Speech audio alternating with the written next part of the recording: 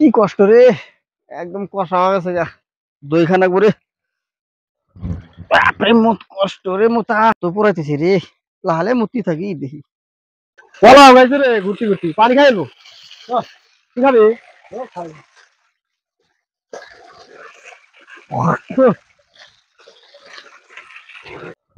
বাপরে মত কষ্ট রে, মোতা। পানি নন্দা নন্দা না হয়ে রে, পানি জন্নার পানি না। হ্যাঁ, পানি তো নুন নামার কথা না রে। পাহাড়ে ঝর্ণার পানি নুনটা হওয়া লবণ কোন দিয়ে আসবো।